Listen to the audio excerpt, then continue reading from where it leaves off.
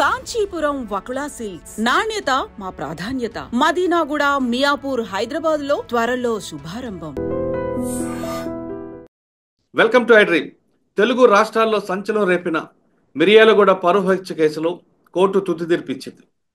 అమృత ప్రణయ్ ప్రేమించి పెళ్లి చేసుకుని ఇష్టం కన్న తండ్రి కిరాయి హంతకుల ముఠాతో ప్రణయ్ని హత్య చేయించడం అప్పట్లో సంచలనం రేపింది. ఆ కేసులో మారుతిరావు అంటే ప్రణయ్ అమృత తండ్రి ఆత్మహత్య చేసుకోవడంతో అతని తమ్ముడితో పాటు మిగిలిన వారందరూ కూడా కోర్టు శిక్ష విధించింది. ముఖ్యంగా A2 అయిన అతను శర్మ గారికి ఉరిశిక్ష విధిస్తే మిగతా వాళ్ళందరూ కూడా యావజ్జీవ కారాగార శిక్ష విధించింది. అయితే ఈ కేసు అప్పట్లో ఏం జరిగింది, 2018లో ఆ కేసు ఏ విధంగా తీసుకొచ్చారా అనే విషయం అంతా మాట్లాడడానికి ఎక్కడో కూడా అక్విటల్ కాకుండా, ఎవరికి ఇబ్బందులు లేకుండా, ఎవరు తప్పించుకోవడం వీలు లేకుండా ప్రాసిక్యూషన్ చేసిన కోర్టు నల్గొండ స్పెషల్ పీపీ గారు నరసింహ గారు ప్రస్తుతం అంత లైవ్ ఉన్నారు. నరసింహ గారు ఈ కేసుని ఫస్ట్ నుంచి ఎలా తీసుకొచ్చారు, ఎక్కడ బ్రేక్ లేకుండా, ఎక్కడ అఫీల్ కాకుండా, కేసులు అంటే సాక్ష్యాలు ఎక్కడ కూడా రాష్ట్రాలు కాకుండా దీని కేసును బాగా బిల్డప్ చేసుకొచ్చి ఈరోజు కోర్టు ముందు ప్రవేశపెట్టడంతో కోర్టు పూర్తిగా నమ్మింది. అయితే నరసింహ గారితో మాట్లాడే ముందు ఈ కేసులో అప్పటి ఎస్పీ రంగనాథ్ గారు మీడియాతో మాట్లాడారు. కేసులో కన్విక్షన్ రావడానికి ఏ విధంగా ఆయన కృషి చేశారో మీడియాతో మాట్లాడారు. ఒకసారి అది విందాం. మామూలు సిస్టంలో కాకుండా అది బయటికి ట్రాక్ కాకుండా సిస్టమ్ తోటి చేయటం జరిగిందన్నమాట. అంతా కూడా వాళ్ళు టెక్నికల్గా చాలా సౌండ్ దీన్ని కూడా వాడుతూ వాళ్ళు చేస్తారు. స్క్రీన్ మీద మనకి జస్ట్ ఒక అతను శర్మ అనే అతను కనబడతాడు, సుభాష్ శర్మ అని చెప్పేసి కనబడిన తర్వాత అతను ఎవడో తెలియదు, మనకేంటో తెలియదు. అతని కాంటాక్ట్స్ చూస్తే కూడా ఏముండవు, ఎవరికి ఫోన్ కాంటాక్ట్స్ కూడా చూస్తే కూడా ఎవరికి దొరకదు. సో అది మనకి అటువంటి అంటే అదో ఆ లీడ్ ఎవడో తెలియదు, మనిషి ఎవడో తెలియదు. అతను ఎవడో బీహార్ రోడ్డు మీద నరికేసినప్పుడు మిర్యాల కూడా ఈ 1 టౌన్ లిమిట్స్ హాస్పిటల్కి వెళ్ళినప్పుడు సో అంటే అటువంటిది జస్ట్ అతను మనిషిని గుర్తుపట్టేవాడు లేడు, మనకి కాల్ డేటాలు దొరకవు, లేకపోతే ఎవరికి కనెక్టో తెలియదు. మనకి తెలియకుండా మనకి ఎటువంటి లీడ్స్ లేని దాని నుంచి 4 రోజుల్లో ఆ రోజు అప్పుడు 2018 సెప్టెంబర్ 14th రోజు ఈ మర్డర్ అయితే సెప్టెంబర్ 18th కల్లా అందరినీ పట్టుకోవడం జరిగింది. ఇక్కడ కూడా వాళ్ళు ఇన్వాల్వ్ అవుతారు. వాళ్ళు కూడా ఎక్కడ ట్రేస్ మనకి ఎక్కడ కనపడదు, ఎక్కడ కూడా వాళ్ళ ఫోన్లు ఉండవు, వాళ్ళ కాంటాక్ట్స్ ఉండవు, ఎక్కడ ఉండవు. బట్ అయినా కానీ కూడా దీన్ని ఒక ఛాలెంజ్గా తీసుకుంటూ సాంకేతిక పరిజ్ఞానాన్ని చాలా బలంగా మేము యూజ్ చేస్తూ అప్పుడు ఉన్నటువంటి ఐజీ గారు స్టీఫెన్ రవీంద్ర గారు, అట్లానే డీజీపీ మహేందర్ రెడ్డి గారు, వీరందరూ కూడా మాకు చాలా సహాయ సహకారాలు అందించడంతో public prosecutor, special public prosecutor Narasimha గారు ఉన్నారు. వారు సాక్షులంతా కూడా అమృత అండ్ అట్లానే బాలస్వామి ప్రణయ్ వాళ్ళ తండ్రి, ఇంకా అందరూ చాలామంది సాక్షులంతా కూడా చాలా పగడ్బందీగా చెప్పటం. మేము దీన్ని ముందుగానే అంటే రేపు సాక్షులంతా కూడా చాలామంది దీంట్లో మెయిన్ విట్నెసెస్ రేపు అంటే ముందు జరిగే ట్రయల్లో వీళ్ళంతా కూడా మేనేజ్ చేయబడతారు. ఎందుకంటే దీంట్లో డబ్బు కాంపోనెంట్ చాలా ఉంటుంది కాబట్టి అనే దాంతో కూడా ఫస్ట్ నుంచి కూడా మేము దాన్ని ప్లాన్ చేసుకుంటున్నాం. అంటే రేపు మేనేజ్ చేయబడితే మనం ఎలా చేయాలి, ఒకవేళ కనుక సాక్షులంతా కూడా వాళ్ళని మేనేజ్ చేసినా కానీ క్రాస్ ఎగ్జామినేషన్స్లో తప్పులు పట్టడానికి ట్రై చేస్తారు, లేకపోతే ఇది ఎక్కడైనా దాంతో చాలా జాగ్రత్తగా ఇది దాదాపు I think 1600 or 1800 pages chargesheet. So అది కూడా 9 నెలలు పట్టింది. సో దాన్ని ఆ ఛార్జ్షీట్స్ని కూడా నేను దాదాపు 10 సార్లు మార్చుంటాం. డ్రాఫ్ట్ ఛార్జ్షీట్స్ తీసుకొచ్చినప్పుడల్లా లేదు కుదరలేదు, దానికి గంటల కొద్దీ కూర్చొని లేట్ నైట్ దాకా కూర్చొని ఆ డ్రాఫ్ట్ ఛార్జ్షీట్ని అంతా చదువుకుంటూ లేదు మళ్ళీ ఇలా కాదు, మనం దీన్ని దీన్ని మోడిఫై చేయాలని చెప్పేసి బహుశా ఒక 10 సార్లు పైన డ్రాఫ్ట్ ఛార్జ్షీట్స్ మార్చి దాన్ని ఫైనలైజ్ చేసి మొత్తం పూర్తిగా దాన్ని అంతా ప్రాపర్ వెట్టింగ్ చేసి టెక్నాలజీని పూర్తిగా వాడుకుంటాం. చివరికి అతను నడిచినటువంటి గేట్ ప్యాటర్న్ అంటారు, అంటే అతను నడిచి వచ్చి నరికినప్పుడు ఆ వీడియోలో ఏదైతే కనుక మనకి క్యాప్చర్ అయిందో దాన్ని గేట్ ప్యాటర్న్ అంటాం. ఆ గేట్ ప్యాటర్న్ని కూడా స్టడీ చేస్తూ దాన్ని కూడా ల్యాబొరేటరీకి పంపించాం. అంటే ఈ నడక ఇతందే, అంటే జనరల్గా ఒక వేలు ముద్దనం లేదా ఇట్లా ఉంటుంది, బట్ ఈ నడక కూడా దాన్ని కూడా అంత లోతుగా కూడా పోయి మొత్తము తీసుకొని FSL ఫోరెన్సిక్ ల్యాబొరేటరీని కూడా పూర్తిగా వాడుకొని మేము దీంట్లో సైంటిఫిక్ ఎవిడెన్స్ తోటి బిల్డ్ చేసి కేసుని మనం ఎలా చేయొచ్చు అనేదానికి ఈ కేసు ఒక బెస్ట్ ఎగ్జాంపుల్ అని నేను భావిస్తాను.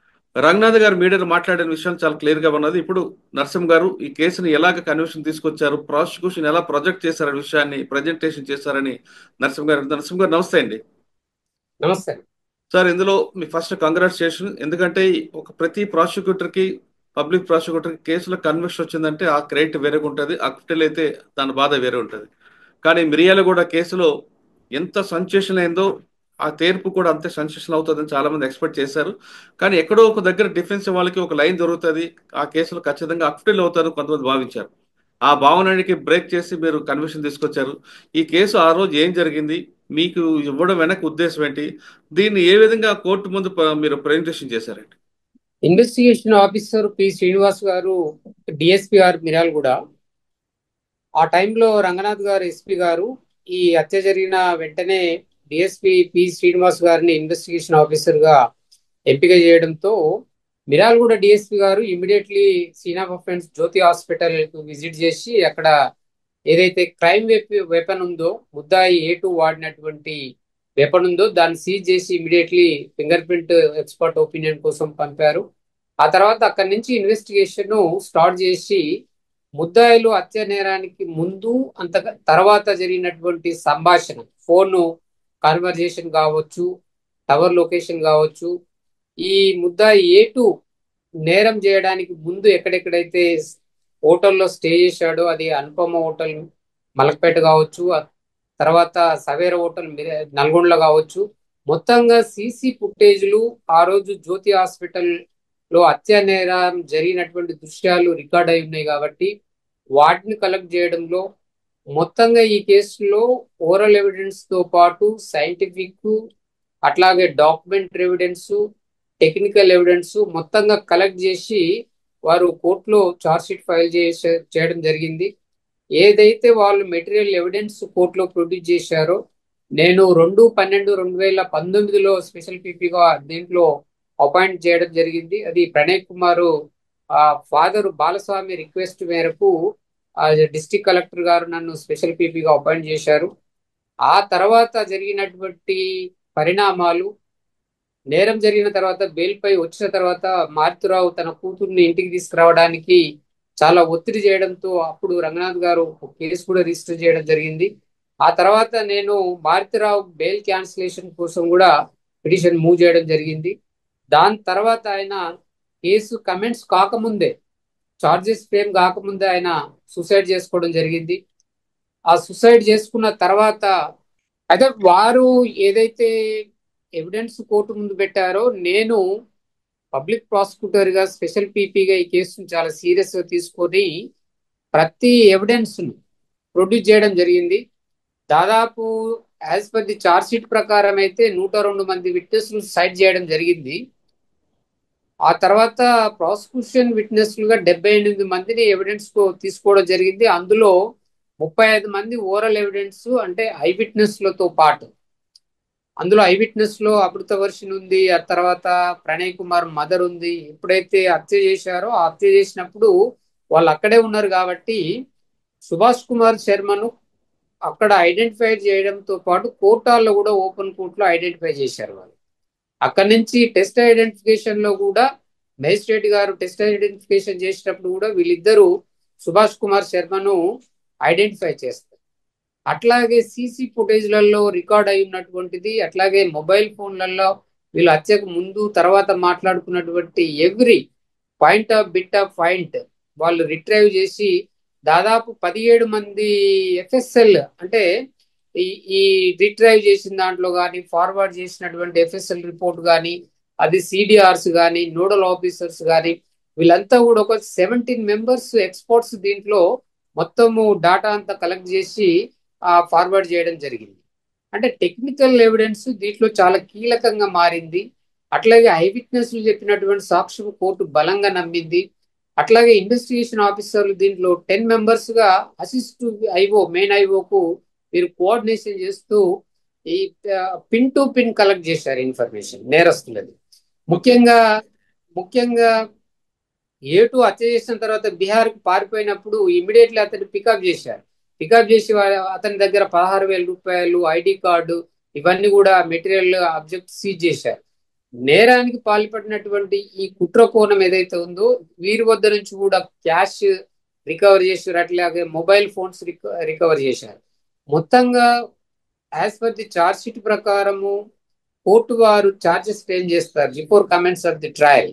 ఆ సెక్షన్ ఆఫ్ 302 రెడ్ విత్ 34, అట్లాగే 120B రెడ్ విత్ 109 ఐపీసీ, అట్లాగే సెక్షన్ 32+5 ఆఫ్ SCST-PO యాక్ట్ కింద కోర్టు వారి special judge SCST-PO act special judge గారు చార్జెస్ ఫ్రేమ్ చేస్తే ఫ్రేమింగ్ ఆఫ్ చార్జెస్ లో ఏ సెక్షన్స్ అయితే వాళ్ళు నేరస్తుల మీద అభియోగం మోపారో ఆ సెక్షన్లన్నిటిని కూడా సక్సెస్ఫుల్ గా ప్రాసిక్యూషన్ ప్రూవ్ చేయడం జరిగింది. అంటే ఓరల్ ఎవిడెన్స్ ఒక 37 మంది, సైంటిఫిక్ ఎవిడెన్స్ ఒక 17 మంది, ఐఓలు 10 మంది, 2 జ్యుడిషియల్ ఆఫీసర్లు, 4 పంచ్ విట్నెస్లు. ఎక్కడ కూడా చిన్న కాంట్రవర్సీ. జనరల్ గా ప్రాసిక్యూషన్ కేసు అనగానే డిఫెన్స్ వాళ్ళు క్రాస్ ఎగ్జామినేషన్ లో ఒమిషన్, కాంట్రడిక్షన్, వేరియేషన్స్ ఇవన్నీ వస్తాయి. కానీ కానీ ఈ వాళ్ళు కేసు తీసుకున్న లైన్ ఏంటండి? డిఫెన్స్ వాళ్ళు తీసుకున్న లైన్ ఏంటి ఇందులో?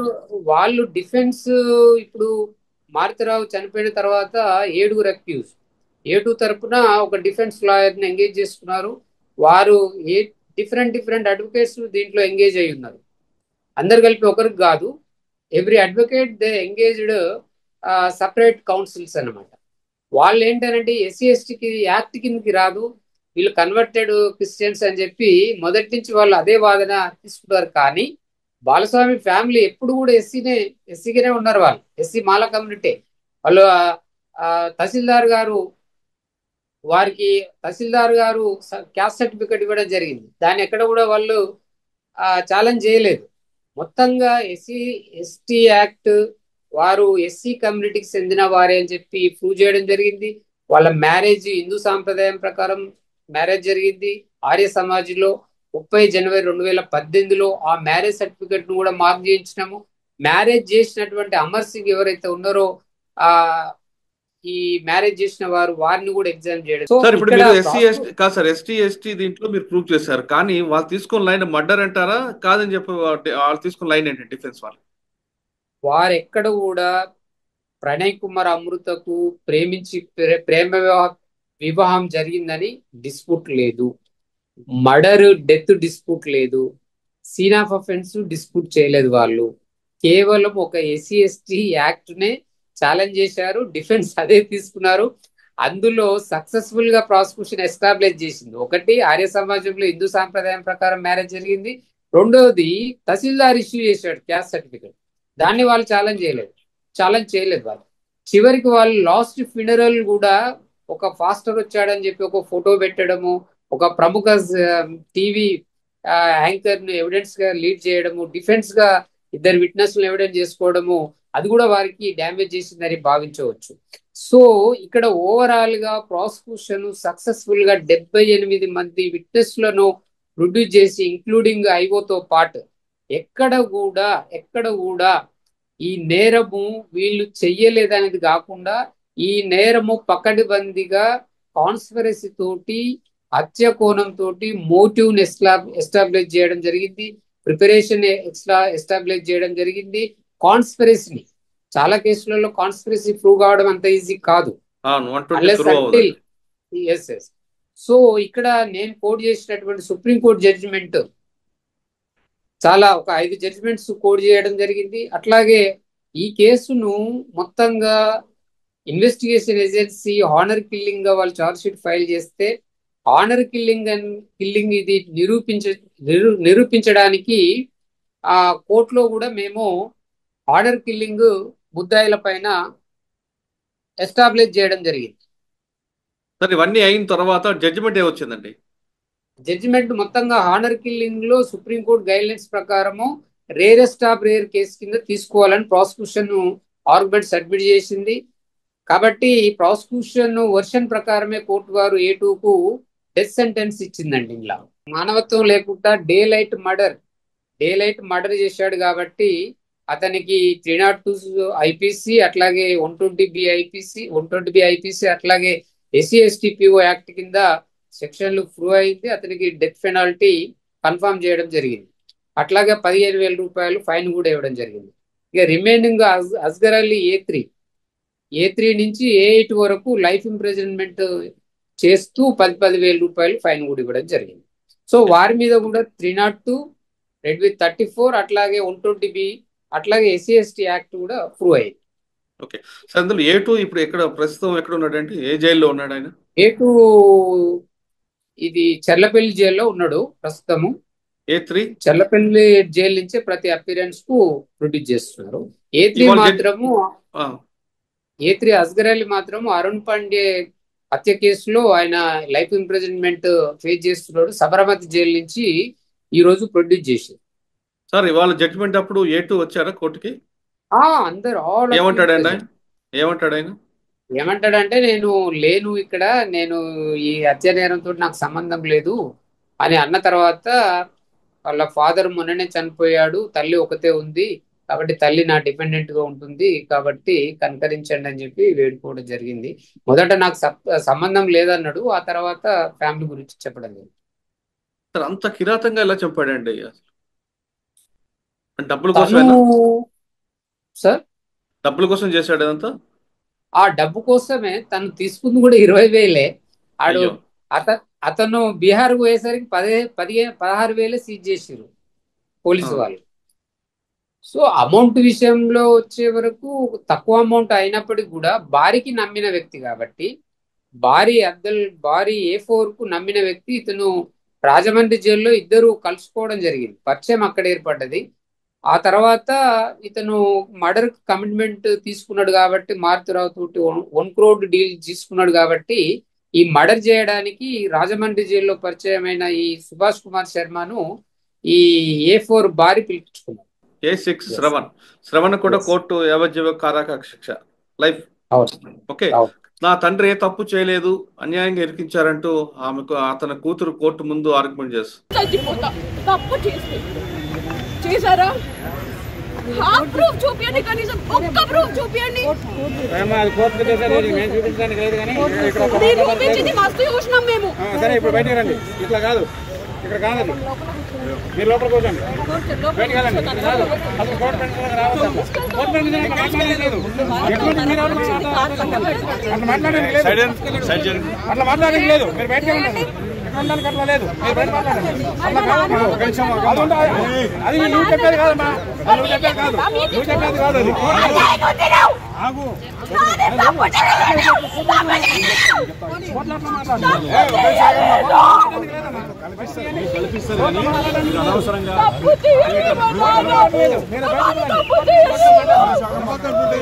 A6 గురించి ప్రాసిక్యూషన్ ప్రొడ్యూస్ చేసిన ఎవిడెన్స్ పర్టికులర్ గా అమృత వర్సిటీ ఓపెన్ కోర్టులో తన బాబాయ్ ఏ రకంగా హరాస్మెంట్ చేశాడు, రాఘవ థియేటర్ సినిమా కోసం వెళ్తే ప్రణయ్ నన్ను థియేటర్లకు వెళ్ళి గుంజుకొచ్చి తీసుకెళ్లి ఇంటికి తీసుకెళ్లి కొట్టాడు అనేది చెప్పింది ఓరల్ ఎవిడెన్స్ అది. ఆ తర్వాత మర్డర్ కు ముందు తన తండ్రి తన అన్న మారుతిరావుకు ప్రాపర్టీ విషయంలో చాలా క్లియర్ డాక్యుమెంట్ ఎగ్జిక్యూషన్ అయినాయి. విల్డీడు వాళ్ళ అమ్మ పేరు మీద, భార్య పేరు మీద, తమ్ముడి శ్రావణ్ పేరు మీద ఎగ్జిక్యూట్ చేయడం జరిగింది. అట్లాగే చింతపల్లి క్రాస్ రోడ్ దగ్గర ప్లాట్ అమ్మితే దానికి జాయింట్ గా వీళ్ళు ఓనర్స్ ఉంటే ఆ ప్లాట్ అమ్మడానికి ఇతను సహకరించిండు అనేది ఈ డాక్యుమెంట్ ఎవిడెన్స్. రెండవది ఈయన మొబైల్ ఫోన్ కూడా సీజ్ చేసి దాంట్లో ఉన్న డాటా కూడా కలెక్ట్ చేసి దాన్ని కూడా రిట్రైవ్ చేసి FSL పంపిస్తే తను అన్నతో మాట్లాడుకున్న మాటలు ఆ చైన్ ఆఫ్ లింక్ కుదిరిచ్చారు. ఇక్కడ డిఫెన్స్ ఎవిడెన్స్ లో ఒక ప్రముఖ టీవీ యాంకర్ ను ఎవిడెన్స్ పెడితే క్రాస్ ఎగ్జామినేషన్ లో నేను TV9 టెలికాస్ట్ చేసింది పూర్తిగా ఎగ్జిబిట్ చేయించిన. ఎందుకు? అందులోనే శ్రావణ్ కుమార్ పాత్ర ఉందనేది వాళ్ళ విట్నెస్ తోటి చెప్పియడం జరిగింది. SP గారు ప్రెస్ మీట్ పెట్టింది కూడా వాళ్ళు ఫైల్ చేశారు, దాంట్లో క్లిప్ ఫైల్ చేశారు. అది కూడా చాలా ఎఫెక్ట్ అయిందని నేను భావిస్తున్నాను. ఎందుకంటే SP గారు క్లియర్ గా రంగనాథ్ గారు ఎవరెవరు కుట్రదారులు, ఎవరెవరు రోల్ ఎట్లా ఉంది మర్డర్ లో అనేది స్పష్టంగా చెప్పిండు. ఆ చెప్పిన విషయం ఆ విట్నెస్ తోటి నేను అడ్మిట్ చేయించిన. మీరు చూడండి, DW1 ఎవిడెన్స్ లో చాలా అద్భుతంగా క్రాస్ ఎగ్జామినేషన్ వాళ్ళ వర్షన్ ఏదైతే ఉందో అది టోటల్ గా ప్రాసిక్యూషన్ వర్షన్ గా మారిపోయింది. SP గారు ప్రెస్ మీట్ కానీ ఆ TV9 టెలికాస్ట్ చేసి ఇది హానర్ కిల్లింగ్ అని, పరువు హత్య అని, ప్రణయ్ ది లాస్ట్ మర్డర్ అని కావాలి అని చెప్పి అన్న ఆ మొత్తం ఇన్ఫర్మేషన్ ఆ విట్నెస్ తోటే నేను కోర్టులో రికార్డ్ చేయించిన. మరి ఇక్కడ ఓరల్ ఎవిడెన్స్, ఇక్కడ డాక్యుమెంట్ ఎవిడెన్స్, అక్కడ సెల్ ఫోన్, మొబైల్, వాళ్ళు పెట్టిన డిఫెన్స్ ఎవిడెన్స్ లోనే TV9 లో వచ్చిన ప్రసారాలన్నీ కూడా ఆ విట్నెస్ ద్వారా అడ్మిట్ చేయించిన. మరి ఇది సరిపోదండి. శ్రవణ కూతురు ఏమంటున్నారంటే హత్యకి ఎలాంటి నేరుగా సంబంధం లేదు, కావాలని అన్యాయంగా ఇరికించారు తన తండ్రి అంటుంది. ఇప్పుడు ప్రాసిక్యూషన్ వర్షన్ ఏంటండి, ఇది సీక్రెట్ ఆఫ్ ప్లాన్, కాన్స్పిరసీ ఉంది. Conspiracy applied all the accused, అందరి మీద 120B చార్జెస్ ఫ్రేమ్ అయినవి. ఈ 120B అనేది సీక్రెట్ ఆఫ్ ప్లాన్. ఈ ప్లాన్ అనేది ఒకరే ఎగ్జిక్యూట్ చేశారు. The murder executed by the A2 hacked the on the deceased కదా ఇక్కడ పాయింట్. ఇంతమంది కుట్రలో దాన్ని అమలు చేసింది A2. కాబట్టి మిగతా వాళ్ళంతా కుట్రదారులు. వాళ్ళ ఆ సమయంలో ఒకరు డబ్బు ప్రొవైడ్ చేస్తారు, ఒకరు వెపన్ ప్రొవైడ్ చేస్తారు, ఒకరు షెల్టర్ ఇస్తారు. వీళ్ళందరూ కూడా they are all the conspirators కదా. కాబట్టి 120B ప్రూవ్ అయింది అక్కడ. 302 ఎలాగో లింక్ అవుతుంది. కాబట్టి మెయిన్ అఫెన్స్ 302 ఉన్నప్పుడు 120B కూడా అప్లై అవుతున్నప్పుడు, అట్లాగే కులం తక్కువ వాడిని నువ్వు ఎట్లా పెళ్లి చేసుకుంటావు అని చెప్పి అమృతను చేసుకొని కొట్టిన ఎవిడెన్స్ కూడా ఇది లింక్ వస్తుంది కదా, కొరాబరేషన్ వస్తుంది కదా. మొత్తమే ఎవిడెన్స్ లేదా అనడం సరైనది కాదు. ప్రాసిక్యూషన్ సక్సెస్ఫుల్ గా ఏ ఒక్క పాయింట్ ను కూడా వదలకుండా all charges proved without reasonable doubt. Behind of all the reasonable doubt the prosecution successfully establish with all the charges. కాబట్టి ఈ కన్విక్షన్ వచ్చింది. అంత ఈజీ కాదండి ఎవిడెన్స్ లేకుండా. ఓకే, దీని మీద వాళ్ళు పైకోర్టుకు వెళ్ళొచ్చా ఇంకా అప్పీల్ కి? ఎందుకు వెళ్ళకూడదు? They having a right to appeal 1 month లో అప్పీల్ చేసుకోవచ్చు. అప్పీల్ చేసుకున్నంత మాత్రాన అది ఇమీడియట్లీ హియరింగ్ రాకపోవచ్చు. 1 or 2 years పట్టవచ్చు. ఫైనల్ హియరింగే వస్తుంది. ఫైనల్ హియరింగ్ వచ్చినప్పుడు కింది కోర్టు తీర్పును సెట్ సైడ్ చేయొచ్చు, కన్ఫర్మ్ చేయొచ్చు. కానీ అంతవరకు వీళ్ళిద్దరు అందరూ జైలుకి వెళ్ళాల్సిందే. అంతే ఉండాల్సింది. అంటే A1 లేరు కాబట్టి మిగతా అందరూ జైల్లో ఉండాల్సిందే. ఎస్ ఉండాల్సిందే తప్పదు. మొత్తం మీద ఈ కేసులో తీసుకుంటే ఎక్కడ లింక్ తెగిపోకుండా ప్రాసిక్యూషన్ కరెక్ట్ ప్రెజెంటేషన్ చేసింది కాబట్టి కన్విక్షన్ వచ్చింది అంటున్నారు నరసింహ్ గారు. ప్రతి కేసులో కూడా ప్రాసిక్యూషన్ డిపార్ట్మెంట్లో పనిచేస్తే మన దేశంలో కన్విక్షన్ రేట్ పెరిగే అవకాశం చాలా స్పష్టంగా కనిపిస్తుంది. ఇక నరసింహ్ గారితో మాట్లాడిన తర్వాత ఈ కేసులో వచ్చిన తీర్పుకి ప్రణయ్ తండ్రి ఏమన్నారో ఒకసారి చూద్దాం. చివరికి ఈరోజు వచ్చినటువంటి తీర్పుతోని న్యాయం అనేది జరిగింది. వాస్తవంగా అందరూ మీకు సంతోషంగా ఉందంటారంటే సంతోషం కాదు ఇది. వాస్తవంగా ఏంటంటే నా బాధను ఎవరు తీర్చలేరు, కొడుకు లేని బాధను ఎవరు తీర్చలేరు. మేము ప్రతినిత్యం బాధపడుతూనే ఉన్నాం. ఎవరన్నా బయట బాబులు కనుక్కున్నప్పుడల్లా, మా బాని క్లాస్మేట్స్ కనిపించినప్పుడల్లా బాధ ఉంటుంది. కాబట్టి దయచేసి నేను చెప్పేది ఏంటంటే చంపుకోవటం అనేది కరెక్ట్ కాదు. ఇప్పుడు నా మనవాడు ఉన్నాడు, మనవాడిని కూడా మేము చూసుకోవాలి. మాకు ఎవరి మీద కోపాలు లేవు. మేము ఈ కేసు విషయంలో సాక్ష్యం చెప్పాము. మా బాధ్యత మేము నిర్వర్తించాం. కేవలం ఈ హత్యలు ఆగాలనే ఉద్దేశంతో చెప్పాము తప్ప వేరే మరొకటి కాదని ఈ సందర్భంగా తెలియజేస్తున్నాను. న్యాయస్థానం కూడా కరెక్ట్ అయిన తీర్పిచ్చింది. ఈ సందర్భంగా చివరిగా నేను చెప్పేది ఒకటే, న్యాయం అనేది ఉంటుంది. పోలీసులు కానివ్వండి, చట్టం కానివ్వండి, న్యాయమూర్తులు కానివ్వండి, న్యాయవాదులు కానివ్వండి ప్రలోభాలకు లొంగుకారు. ఈ దేశంలో, ఈ రాష్ట్రంలో, ఈ సమాజంలో న్యాయం అనేది ఉందని మరొకసారి రుజువందని తెలియజేసుకుంటూ సెలవు తీసుకుంటాం. జనరల్ గా the practice of the prosecution చాలా కేసులలో ఒమిషన్, కాంట్రడిక్షన్, అట్లాగే అడ్మిషన్స్ ఉంటాయి. ఒక విట్నెస్ కు ఇంకొక విట్నెస్ కాంట్రడిక్షన్స్ ఉంటాయి. మీరు ఎంటైర్ 78 విట్నెసెస్ లో ఎక్కడ కూడా కాంట్రడిక్టరీ ఎవిడెన్స్ ఉండదండి. Every witness link with another. అట్లా ఎస్టాబ్లిష్ అయినటువంటిది ఈ కేసు. ముఖ్యంగా ఏ కేసులోనైనా ఓరల్ ఎవిడెన్సే ఉంటుంది. జనరల్ గా మర్డర్ కేసులలో సరే unless collection of the documentary evidence కావచ్చు. కానీ ఈ కేసులో ఓరల్ ఎవిడెన్స్ తో పాటు డాక్యుమెంటరీ ఎవిడెన్స్ ఉంది, టెక్నికల్ ఎవిడెన్స్ ఉంది, సైంటిఫిక్ ఎవిడెన్స్ ఉంది. ఈ సైంటిఫిక్ ఎవిడెన్స్ ఇవాళ కీలకంగా మారింది. కాబట్టి ఏ రకంగా చూసుకున్నా కూడా ముద్దాయిలు ఈ కేసు నుంచి ఎస్కేప్ కావడం అనేది అసాధ్యం అనేది ప్రాసిక్యూషన్ భావిస్తుంది. సూపర్ అండి. మిర్యాలగూడ కేసులో జడ్జిమెంట్ వచ్చిన తర్వాత పోలీసులు బందోబస్తు ఏ విధంగా ఉంది? ఈ కేసులో జడ్జిమెంట్ రావడానికి, కన్విక్షన్ రావడానికి పోలీసులు ఇన్వెస్టిగేషన్ ఎలా చేశారు? ప్రస్తుతం కేసు నుంచి బయటపడ్డ కొంతమంది వ్యక్తులు మరొకసారి అమృత మీద దాడి జరిగే అవకాశం ఉందా? అమృతకి ఎలాంటి రక్షణ కల్పిస్తారు విషయాన్ని మనతో మాట్లాడడానికి మిర్యాలగూడ డిఎస్పీ రాజశేఖర్ రాజు గారు ఉన్నారు. సార్ నమస్తే అండి. నమస్కారం అమూల్య గారు. Sir first of all me Nalgonda police conviction వచ్చినందుకు కంగ్రాచులేషన్ అండి. ఎందుకంటే ఒక కేసులో కన్విక్షన్ రావడం ఎంత ఇంపార్టెంట్, అంత బాగా పనిచేశారు మీరందరూ కూడా. అందరూ పర్టికులర్ గా పరువు హత్య కేసు కాబట్టి చాలా సీరియస్ గా తీసుకున్నారు. అప్పుడు ఎస్పీ రంగనాథ్ గారు, ప్రజెంట్ ఎస్పీ శరత్ పవార్ గారు కూడా ఆ టీం ఎక్కడ అంటే ఆ కేసు లింక్ తెగిపోకుండా ఆ కేసులో ఎక్కడ డిస్టర్బెన్స్ లేకుండా మీ అందరి టీం వర్క్ బట్టి ఈరోజు కన్విక్షన్ వచ్చింది. ఒకసారి మీ ఆ కేసులో ఎక్కడ అంటే సాధారణంగా కొన్ని కేసుల్లో ఐఓ ట్రాన్స్ఫర్ అవగానే కేసు వేయిపోతుంటది. కానీ ఈ కేసులో పర్టికులర్ ఈ కేసులో స్టార్టింగ్ నుండి ఎండింగ్ వరకు ఎంతమంది మారినా కేసులో మాత్రం ఎక్కడ డ్యామేజ్ లేకుండా జరిగింది. ఆ డ్యామేజ్ లేకుండా జరగడానికి మీ వంతు కృషి ఎలా చేశారు? సో మురళి గారు, ఇది బేసికల్గా 2018 సెప్టెంబర్ 14న మిర్యాలగూడలో జే బ్రాడ్ లైట్లో జరిగినటువంటి ఒక సెన్సేషన్ హానర్ కిల్లింగ్ అండి. ఆ మర్డర్ జరిగిన తర్వాత అప్పుడు ఆఫీసర్స్ చాలా అంటే చాలా ఇమ్మీడియట్గా ఎక్సలెంట్గా రియాక్ట్ అయినారు. అయి క్రైమ్ సీన్ దగ్గర నుంచి చార్ట్ షీట్ వరకు ఒక అద్భుతమైనటువంటి ఇన్వెస్టిగేషన్ స్కిల్స్ తోటి ఏ క్లూ వదిలిపెట్టకుండా ఓరల్ ఎవిడెన్స్ కానివ్వండి, లేదు డాక్యుమెంటరీ ఎవిడెన్స్ కానివ్వండి, పర్టికులర్లీ టెక్నికల్ ఎవిడెన్స్ కానివ్వండి, ఎలక్ట్రానిక్ ఎవిడెన్స్ కానివ్వండి, దీన్నంతా చాలా అద్భుతంగా కలెక్ట్ చేసి ఎనలైజ్ చేసి దాన్ని కొలేట్ చేసి చార్ట్ షీట్లో ఒక హైలీ అప్రిషియబుల్ మేనర్లో దాన్ని చార్ట్ షీట్లో పెట్టి చార్ట్ షీట్ వేయటం జరిగింది. దీంట్లో ఎంతో మంది ఎక్స్పర్ట్స్ దీంట్లో పనిచేసినారండి.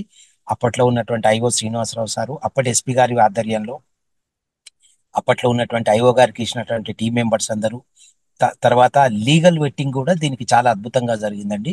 For example they have taken the help of Epur Ramulu గారు, ఆయన హెల్ప్ కూడా తీసుకున్నారు. ఆయన వెరీ సీనియర్ ప్రాసిక్యూటర్ ఆయన.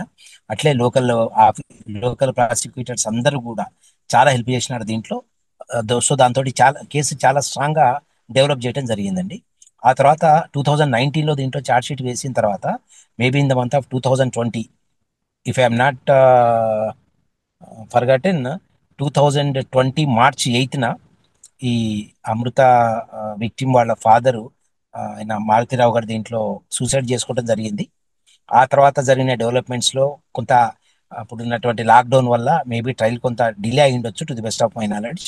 కానీ ఎక్కడ కూడా ఈ కేసు మీద, ఈ ట్రయల్ మీద, ఈ ప్రాసిక్యూషన్ మీద ఎక్కడ కూడా చిన్న ల్యాబ్స్ అనేది, చిన్న ప్రాబ్లం అనేది రాకుండా అందరూ ఐఓలు, వచ్చినటువంటి అందరు ఆఫీసర్స్ వీటిని జాగ్రత్తగా చూసుకుంటూ వస్తున్నారండి. పర్టికులర్గా ఈ అకేషన్లో I just wanted to mention one name, మా ఏఎస్ఐ మధుసూదన్ అని, is working in my office. అప్పుడు 2018 నుంచి కూడా ఆయన ఉన్నారు. దానికి సంబంధించినటువంటి every paper, every document, every electronic gadget అన్ని కూడా ఆయన చాలా ఎక్సలెంట్ గా ప్రిజర్వ్ చేసి ఏ టైంకి ఏది అవసరమో దాంట్లో అందించడం జరిగింది. అదే విధంగా కోర్టు డ్యూటీ ఆఫీసర్స్ కానివ్వండి, ఐఓస్ కానివ్వండి, ఈ క్రమంలో గత లాస్ట్ 1 year నుంచి అండి ట్రయల్ చాలా స్పీడప్ అయింది. దీంట్లో ఈ క్రమంలోనే 102 విట్నెసెస్ ని దీంట్లో ఎగ్జామిన్ చేయడం జరిగింది.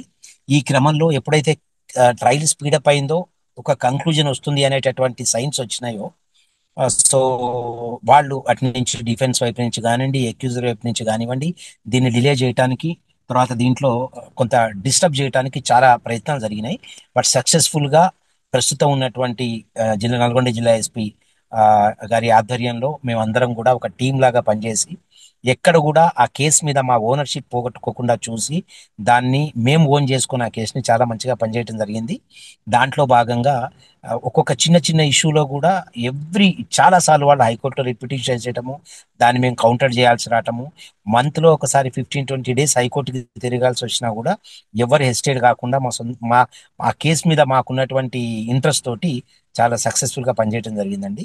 ఈ క్రమంలో గత వారం రోజుల క్రితం టోటల్ ఇదంతా కూడా Saturday, I think on last Friday entire prosecution was closed.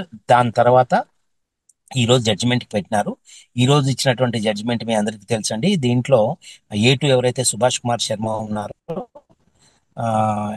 అతనికి డెత్ సెంటెన్స్ పాస్ చేసినారు. అతనితో పాటు ఉన్న A3 to A8 వరకు అందరికీ కూడా లైఫ్ ఇంప్రిజన్మెంట్ ఇవ్వడం జరిగింది. ఇట్స్ ఎ సెన్సేషనల్ జడ్జిమెంట్ అండి, and it's a land mark also. అది ఒక మంచి మెసేజ్ సొసైటీలోకి ఖచ్చితంగా పంపిస్తుంది. సొసైటీలో ఏ క్రైమ్ అన్నా చేయొచ్చు, చేసి ఎట్లయినా తప్పించుకోవచ్చు, లేదు అంటే చిన్న చిన్న శిక్షలతో తప్పించుకోవచ్చు. పోలీస్ని అంటే ఇన్వెస్టిగేటింగ్ ఏజెన్సీస్ని, ప్రాసిక్యూషన్ ఏజెన్సీస్ని మిస్గైడ్ చేయొచ్చు అనేటటువంటి ఆలోచన ఎవరికైనా ఉంటే they should give it up అండి. It's an excellent message to all that ఎవరు క్రైమ్ కమిట్ చేసినా కూడా they will be taken to task అండి. Thank you. ఓకే సార్, ఇందులో ఫైనల్ గా చెప్పండి, A6 సంబంధించిన వాళ్ళ కుటుంబ సభ్యులు కోర్టు దగ్గర రావడం, కోర్టు దగ్గర కాసేపు హడావుడి చేశారు. మా తండ్రి ఎటువంటి అన్యాయం చేయలేదు, నేరం చేయలేదు, కానీ కావాలని ఇరికించారని ఆమెకు గొడవ చేసింది. అది అల్టిమేట్గా తీసుకుంటే అమృతకి ఏమైనా ఎఫెక్ట్ అయ్యే అవకాశం కనిపిస్తుందా? ఆ విధంగా ఎఫెక్ట్ కాకుండా అమృతకి మీరు ఏమైనా రక్షణ కల్పిస్తున్నారు? డెఫినెట్ గా అండి, we will take all precautions and that is emotional part of those family members అండి. జనరల్ గా మేబీ వాళ్ళ పేరెంట్ ఆయన లైఫ్ కన్విక్షన్ వచ్చింది అనేటటువంటి ఎమోషన్ లో వాళ్ళు ఏమైనా మాట్లాడి ఉండవచ్చు. But from our side we will take all precautions అండి. ఇన్ఫార్మ్ అన్ని అంతా కూడా మాకు నోటీస్ లో ఉంది. We will take all precautions to protect every one అండి దీంట్లో. Thank you. ఓకే. మొత్తం మీద తీసుకుంటే కేసులో కన్విక్షన్ వచ్చింది. ఎవరైనా సరే తెలంగాణ రాష్ట్రంలో నేరం చేయాలని అనుకున్నా, చేసి తప్పించుకోవాలని భావించినా ఈ కేసు కేస్ స్టడీగా ఉంటుంది అంటున్నారు రాజశేఖర్ గారు.